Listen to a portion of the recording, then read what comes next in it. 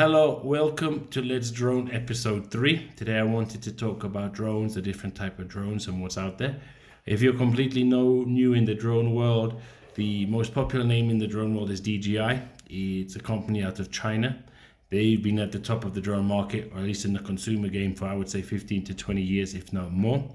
They have a lot of different type of drones. Actually, all 4 of these right here are DJI drones. There is also the Mavic Air 2, which is in here, and also the Inspire. The Inspire is a very professional grade drone, and you're looking at over $5,000 for it. The Mavic Air 2 would be here.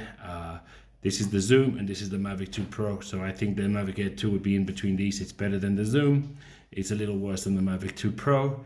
And then here you have your 2 minis. Starting with the mini, which is what I really wanted to talk about with these drones right here, is that this is the first mini that came out. It's 249 grams, which, as I said in the previous video, is really important, because this means that you do not have to register this drone. Now, as I said in the previous video, this does not mean you can break the laws or anything like that. All it means is that you don't have to register your drone with the FAA. As you can see, it's very small, it's very compact, and it's very light. So it's definitely a travel drone.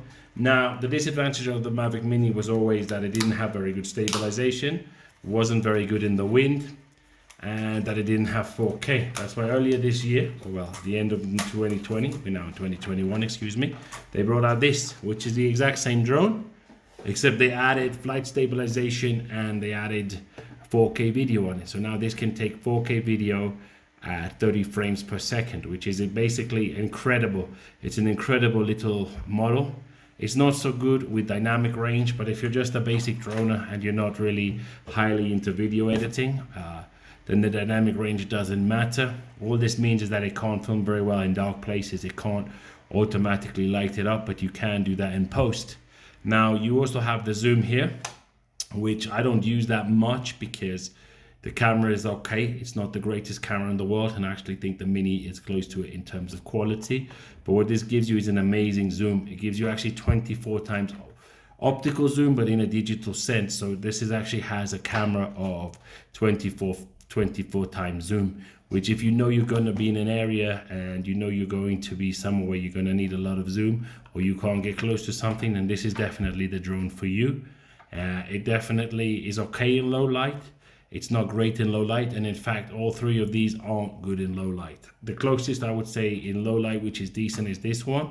If you have a lot of light around it, then it can definitely light up some stuff, some areas, stuff like that.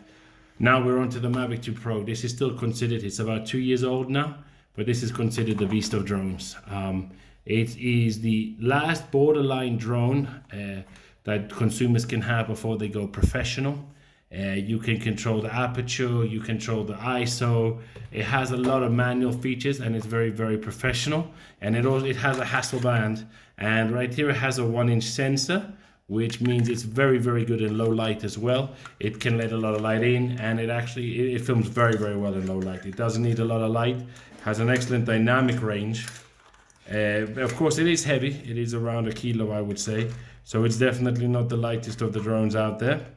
But it definitely, for its price, it's actually a phenomenal drone, and it does its stuff very well for what you're paying. The closest next thing to this is, as I said, the Inspire, and with the Inspire, you're looking at over $5,000. So it's very expensive, the Inspire. But this drone is a beast for what it can do. The type of images, a lot of professionals are using this because it's still portable, even though it is a little heavier than your minis. It is portable. And it can do a lot more than this one can do with what it has. And there are other drones out there. As I said, the Mavic Air 2 would be in the middle of these 2. But again, the Mavic Air 2 doesn't have the same dynamic range, doesn't have the same type of quality on the camera. You can't do quite the same things as this. This is constantly getting updated. In another episode, I'm going to talk about the controllers and how you control the drones. But in this one, I just wanted to focus on the drones. There are other drone companies out there like Autel and some cheaper drones and Skydio, but I don't think they can really match what the DJI drones can do. So I just wanted to focus on the DJI drones. Thank you for watching this episode, and hope to see you in the next one. Bye.